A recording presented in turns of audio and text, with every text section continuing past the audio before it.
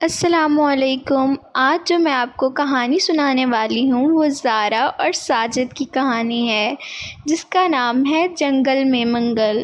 آئیے دیکھتے ہیں آج اس کہانی میں ہمیں کیا سبق ملتا ہے۔ زارا اور ساجد دونوں بھائی بہن گرمیوں کی چھٹیاں گزارنے اپنی نانی کے گھر گئے۔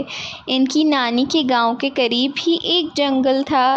دونوں جب رات کو سو رہے تھے تو انہوں نے محسوس کیا کہ باہر کچھ آوازیں آ رہی ہیں۔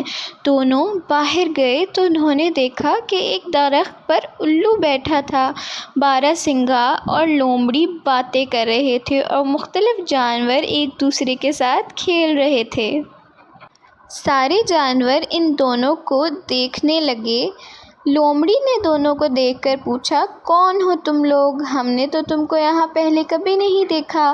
ہم یہاں اپنی نانی کے پاس گرمیوں کی چھٹیاں گزارنے آئے ہیں، زارا نے کہا۔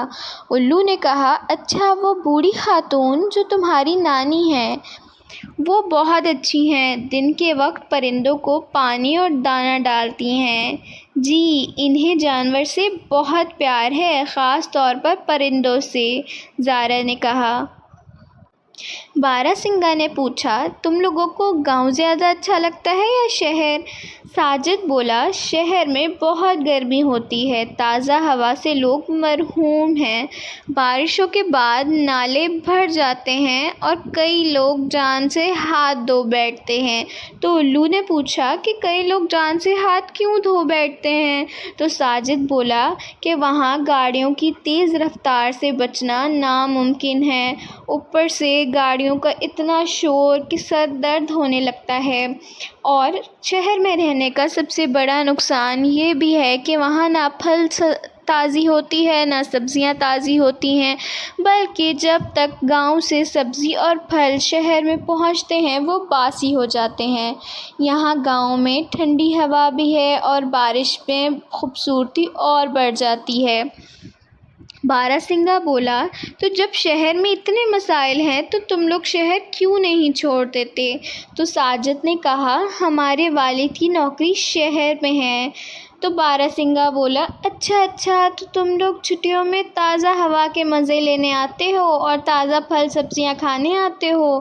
دیر تک جانوروں کے ساتھ ساجد اور زارا باتیں کر کے دونوں جانوروں کو الوداع کہا۔ لومڑی نے کہا، تم دوبارہ ملنے آؤ گے نا؟ تو زارا اور ساجد نے کہا، ہاں ہم ضرور آئیں گے۔ دونوں نے ایک ساتھ کہا اور گھر کی طرف روانہ ہو گئے۔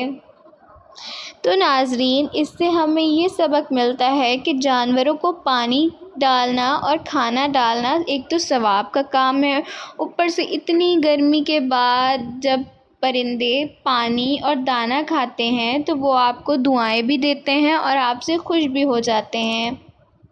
اس طرح کی مزید سبق آموز کہانیاں سننے کے لیے میرا چینل سبسکرائب کریں اور بیل آئیکن کو دبانا مت بھولیے گا۔ اپنا خیال رکھیے گا۔ اللہ حافظ۔